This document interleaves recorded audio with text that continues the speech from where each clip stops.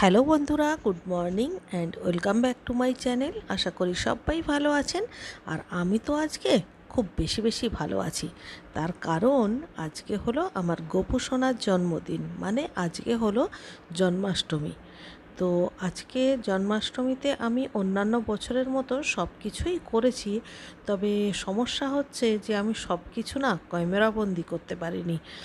আসলে এত ওয়েদারটা খারাপ ছিল, বৃষ্টির মধ্যে ভিজে ভিজে শপিং করেছি, মানে পুজোর বাজার, গোপর জামা কাপড় সমস্ত কিছু, যে মানে 2 দিন 3 দিন ধরে যে বাজারে গেছি পুরোটাই বৃষ্টিতে ভিজে ভিজে করেছি। যার জন্যে বৃষ্টির মধ্যে আর কী বা মানে ভিডিও শ্যুট করব, আর কী বা করব। তো সেই জন্যে পুরোটা আমি আর করতে পারলাম না, তাই জন্মাষ্টমীর একটা ছোট্ট ভিডিও আপনাদের সঙ্গে শেয়ার করছি। তো এদিকে আমার গোপালের স্নান হয়ে গেল। আজকে আমি গঙ্গা জল দিয়েই স্নানটা করালাম।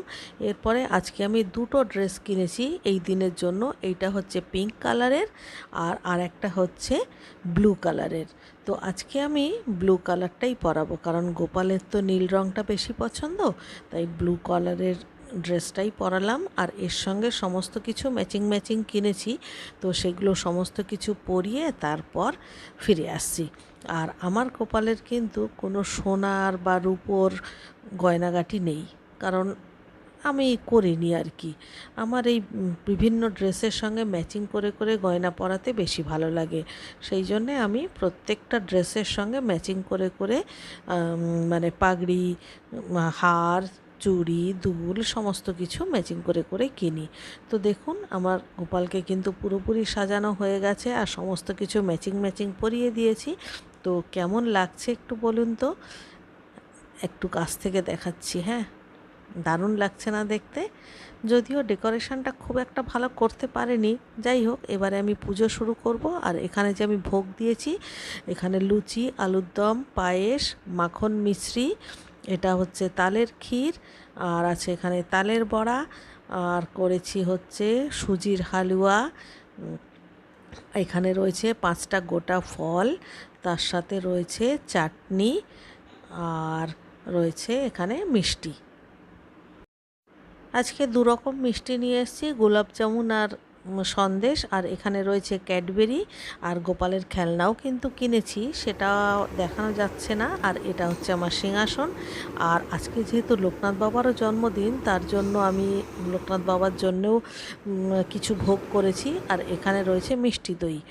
তো লোকনাথ বাবার ভোগের রান্নাটা আমি আলাদা করেছি, কারণ গোপালের ভোগে তো চালের ভোগ হয় না, তাই গোপালের ভোগটা আলাদা করেছি, আর লোকনাথ বাবার ভোগটাও আলাদা করেছি। তো সমস্ত কিছু সাজিয়ে গুছিয়ে দিয়েছি। এরপর যখন পুজোয় বসবো তখন অবশ্য আমি ক্যামেরাটা বন্ধ করেই দেব, কারণ ক্যামেরা অন করে পুজো করাটা ঠিক ভালো লাগে না। তো যাই হোক, আমি এবারে পুজোয় বসবো। এখানে রয়েছে লোকনাথ বাবার ভোগ।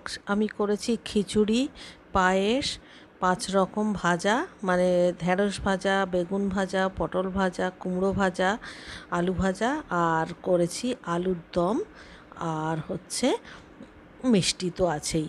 তো এই হচ্ছে আজকের পুজোর আয়োজন। তো চলুন আমি এবারে পুজোটা সেরে নিই।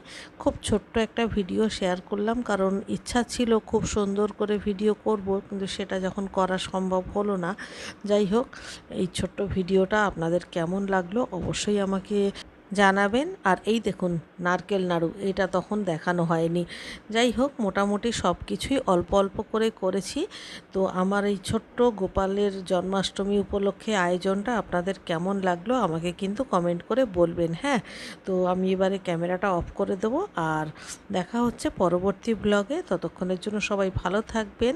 সবাইকে গোপাল মঙ্গল করুক, সবার মঙ্গল হোক, সবার ভালো হোক, এই কামনায় আজকের ভিডিওটা এখানেই শেষ করছি। টাটা।